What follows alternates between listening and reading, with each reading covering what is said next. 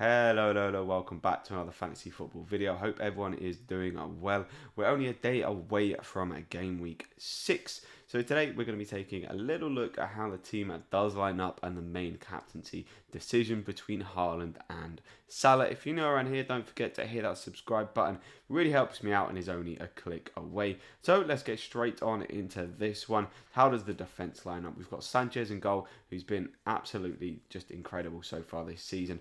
Best budget option. Maybe Dean Henderson for Notts Forest. You could argue is doing better, but Sanchez going forward, I think looks like a cracking option. The majority of that defence I'm pretty happy with. It looks like Reece James, after loads and loads of people have been transferring him out, is actually going to start this weekend. Tuchel did announce that he is fit. The main transfer that I've been looking at this week is Andy Robertson, and whether to take him out. The options for me were mainly Nico Williams or Trippier. For Nico Williams, I really do like him for this Bournemouth game. He only sits behind Trent and Reece James in terms of expected goal involvement, but then if I bring him in, it means I will have to play him away to Leeds and then also against Fulham, and I don't think they're going to keep clean sheets in those games, and they also have the highest expected goals against, so it's the highest amount of goals expected to score against them.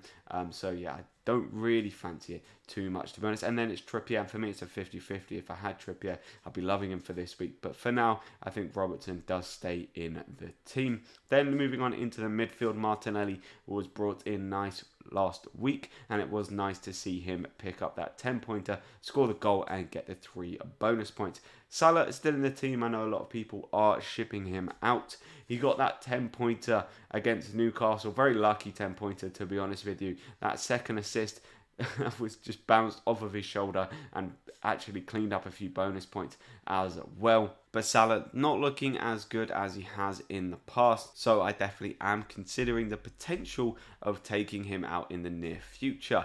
But I do feel as though I have other moves that kind of need to be made before I do that. Then Pedro Neto, this is last chance selling for him at home to Southampton. I've kept him since game week 1 and he has not scored any return or not got any returns for me, basically. So this is last chance for Pedro Neto. I think he definitely will be going next week with the fixtures against Manchester City and Liverpool. It just doesn't look particularly great for him. So hopefully he can finally pick up an attacking return for me. I mean, just an assist would be absolutely wonderful, to be honest with you, against Southampton, a side that actually have been looking pretty decent so far this season. And then finishing us off in the attack is the very standard Gabriel Jesus and Erling Haaland.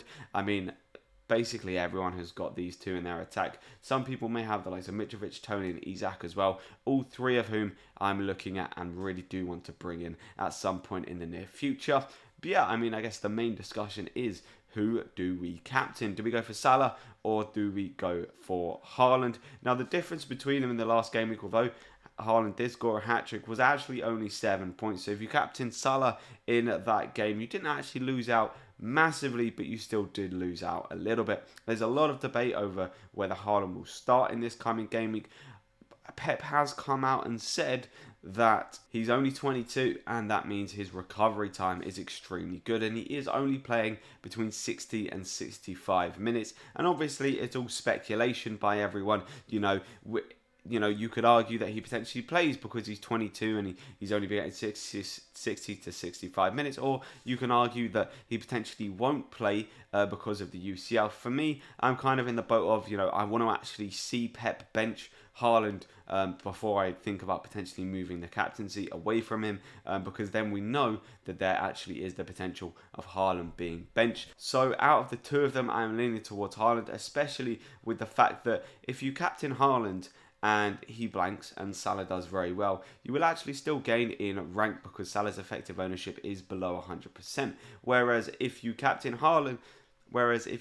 Salah and he blanks and Haaland does very well, you'll go flying down in the rank because Haaland's effective ownership is well over 100%. And as I say, Salah is just below. I think he's about 90%. So although, it'll be very minimal rank gain, if you do captain him and Haaland doesn't do well, you'll probably end up going absolutely flying.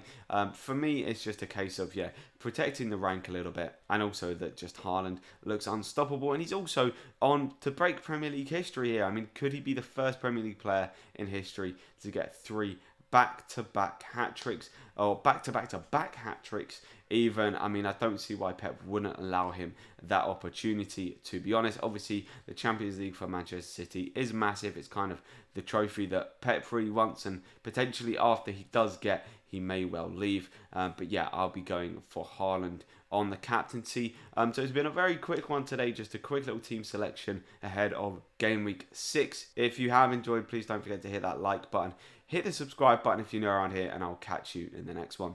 See ya.